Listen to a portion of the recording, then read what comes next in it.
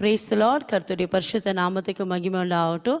இந்த நாளில் கூட இந்த டெய்லி டிடன்ஸ் மூலியமாய் கர்த்தருடைய வார்த்தையை கொடுக்க தேவன் கொடுத்த இந்த வாய்ப்புக்காக தேவனுக்கு நன்றி செலுத்துகிறேன். இதை பார்க்குற உங்களை அனைவரும் கர்த்தராக இயேசு கிறிஸ்து நாமத்தினால் உங்களை வாழ்த்துகிறேன், உங்களை ஆசீர்வதிக்கிறேன். நீங்கள் எல்லோரும் சேமமாய் சுகமாக இருக்கிறீர்கள், கர்த்தருக்குள் விசுவாசிக்கிறேன். இந்த நாளில் கூட கர்த்தர் உங்களுக்கு வைத்திருக்கிற ஆசீர்வாதத்தை பெற்றுக்கொள்ள ஆயத்தமாக இருக்கிறீங்களா? இந்த நாளில் வேத புஸ்தகத்தில் லூக்கா எழுதின சுவிசேஷ புஸ்தகம் 7ஆம் அதிகாரம் 13-14 வசனத்தை வாசிப்போம். லூக்கா சாப்டர் 7 verse 13-14. கர்த்தருடைய வார்த்தை இப்படியாய் சொல்லுகிறது. கர்த்தர் அவளை பார்த்து அவன் மேல் மனதுருகி அழாதே என்று சொல்லி கிட்டே வந்து பாடையே தொட்டார்.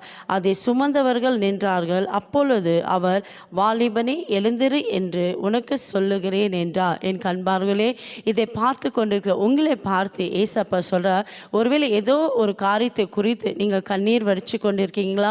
நீங்கள் அழுந்து கொண்டிருக்கீங்களா? ஏசப்பா சொல்கிறார், நீ அழாதே என் மகளே, நீ எதை குறித்து என்ன பண்ணாத, கவலைப்படாது, எதை குறித்து நீ கண்ணீர் வடிக்காதே. இன்றைக்கு ஏசப்பா உங்கள் கண்ணீரை துடைக்க போகிறார்.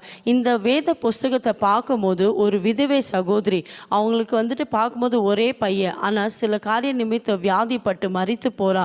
இந்த விதவை நினைக்கிறா, என் வாழ்க்கையில் இனி எனக்கு யாரும் உதவி செய்ய இல்லையே, என் கணவரும் இறந்து போனா, என் மகனும் இறந்து போனா என்று வேதனையோடு துக்கத்தோடு என்ன பண்ணுறாங்க, வந்துட்டு இருக்காங்க.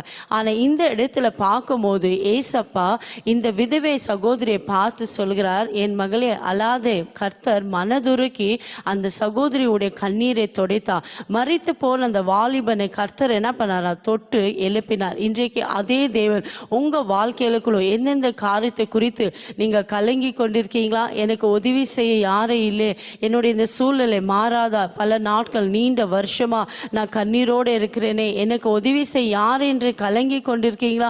இன்றைக்கு உங்கள் வாழ்க்கையில் இதுவரைக்கும் நடக்காத காரியங்கள், இதுவரை தடைப்பட்ட எல்லா காரியங்களை கர்த்தர் நீக்கி உங்கள் வாழ்க்கைக்கு எல்லா கண்ணீர்களை துடைத்து உங்களை ஆசீர்வதிக்க போகிறார். இந்த மரித்து போன வாலிபனை கர்த்தருடைய கரம் தொட்டு எழுப்பினது போல இன்றைக்கு உங்கள் வாழ்க்கையில் எந்தெந்த காரியெல்லாம் மரித்து போயிருக்குதோ, ஆகாது என்று நீங்கள் நினைத்து கொண்டிருக்கலாம், கர்த்தருடைய கரம் இன்றைக்கு உங்கள் வாழ்க்கையில் ஒரு அற்புதம் செய்ய போகுது. இன்றைக்கு உங்கள் வாழ்க்கைக்கு எல்லா கண்ணீர்களை துடைத்து கர்த்தர் உங்களை ஆசீர்வதிக்க வல்லமை உள்ள தேவனாக இருக்கிறார். விசுவாசிக்கிறீங்களா? இருக்கிற இடத்துல விசுவாசத்தோடு ஏசப்பாவை நோக்கி ஜெபிக்கலாமா? எங்களை அதிகமாக நேசிக்கிற தகப்பனே, இந்த நாளில் கூட நீங்கள் வாக்கு கொடுத்தீரப்பா, நீர் மனதுருக்கமுள்ள தேவன், நீங்கள் இரக்கமுள்ள தேவன். ஏசப்பா உங்களுடைய மனதுருக்கத்தின்படி ஏசப்பா அந்த விதவையுடைய சகோதரி கண்ணீரை நீங்கள் துடைத்து மரித்து போன மகனை உயிரோடு எழுப்பு நீர். அதே வல்லமை, அதே கிருபை இந்த நாளில் கூட யாரெல்லாம் விசுவாசத்தோடு உண்மை நோக்கி எந்தெந்த காரியத்தில் கண்ணீரோடு இருக்கிறாங்களோ, வேதனையோடு இருக்காங்கப்பா, என் ஜனங்களுடைய கண்ணீரை துடைப்பீராக, நீங்கள் மனம் இறங்குவீராகப்பா. இவங்க வாழ்க்கையில் ஏசப்பா தடைப்பட்ட எல்லா காரியங்களையும் நீக்கி அப்பா ஆசீர்வதிப்பீரா. கர்த்தருடைய கரம் இதை செய்தது என்று சொல்லத்தக்கதா உம்முடைய நாமத்தை நீங்கள் மையப்படுத்த போதுக்காய் ஸ்தோத்திரப்பா. எப்படி நீர் மரித்து போன அந்த வாலிபனை தொட்டு ஏசப்பா உம்முடைய கரம் எழுப்பினதோ, அதே போல் எந்தெந்த காரியங்கள் வாழ்க்கையில் முடிஞ்சிச்சு, ஆயிடுச்சு, இனி நடக்காது, எல்லாம் முடிந்து போது நினைக்கிறாங்கப்பா, கர்த்தருடைய கரம், கர்த்தருடைய வல்லமை உள்ள கரம் ஒவ்வொரு வாழ்க்கையில் அற்புதங்களை செய்வீராக. தடைப்பட்ட எல்லா காரியங்கள் இயேசுவின் நாமத்தில் வாய்க்க செய்வீராக. மரித்து போன எல்லா காரியங்கள் இயேசுவின் நாமத்தை நீங்கள் உயிர்ப்பிப்பதுக்காய் ஸ்தோத்திரப்பா. என் ஜனங்களுடைய வாழ்க்கைக்கு எல்லா கண்ணீர்களை துடைத்தப்பா.